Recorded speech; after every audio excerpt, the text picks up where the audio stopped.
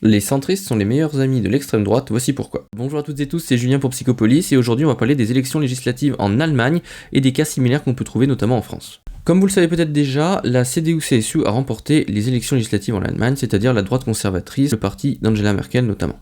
Ensuite, elle est suivie par l'extrême droite qui a fait 20,8%, le SPD, donc les socialistes, qui ont fait 16%, les Verts 11%, et Die Linke, qui est à peu près l'équivalent de LFI, à 8,8%. Par ailleurs, l'alliance Sarah Wagenknecht ne fait que 4,9%, et n'entrera donc pas au Parlement, car il faut faire au moins 5.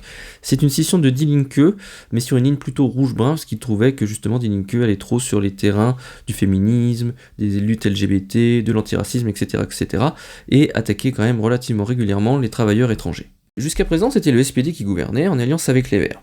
Là, la droite a fait une percée avec un très bon score, mais surtout, l'extrême droite a fait plus de 20%, ce qui est historique en Allemagne. Historique depuis la Seconde Guerre mondiale. Donc, pour résumer, après 4 années de centre ou de centre-gauche si on est sympa, les Allemands ont préféré confier leur destin à la droite et en bonne partie à l'extrême droite. Et ça, c'est important. Ça montre qu'en fait, la social-démocratie, c'est une impasse. Elle finit toujours par décevoir les gens. Et les gens, une fois qu'ils ont essayé ça, qu'ils ont essayé la droite, ils finissent par se tourner vers l'extrême droite. Et si j'ai voulu faire cette vidéo, c'est parce que je suis tombé sur ce tweet d'une personne du Parti Socialiste qui répond à Jean-Luc Mélenchon, qui fait à peu près l'analyse que je viens de vous livrer, en expliquant qu'il faut attaquer non pas la gauche pour ce qu'elle a fait, mais plutôt l'extrême droite se plaindre qu'ils ont fait 20%. Bon, on sait pas trop comment le fait de se plaindre qu'ils aient fait 20% va aider les Allemands à avoir de meilleures conditions de vie, mais en tout cas ce qui est sûr c'est qu'on peut en tirer des leçons par rapport à ce qui se passe en France. Bizarrement en France, on est passé en 2017 de 12 députés à en 2022 89 députés du Rassemblement national environ.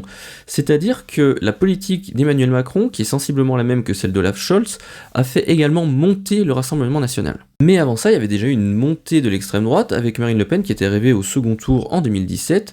Elle était arrivée au second tour suite au quinquennat de François Hollande, oui c'est bien ça, donc le PS. Et en fait, c'est ça que ne voient pas ou que ne veulent pas voir les socialistes, et que leur politique menée de social-démocrate du centre, elle fait monter l'extrême droite. Elle la fait monter parce qu'une fois que tu as essayé la droite et cette gauche-là, ce centre-gauche, et qu'elles ont fait la même politique, les gens, ils savent plus à quel sein se vouer, ils vont donc se diriger vers ce qu'on n'a pas encore essayé, notamment l'extrême droite. Parfois la gauche de rupture avec la France Insoumise et Jean-Luc Mélenchon.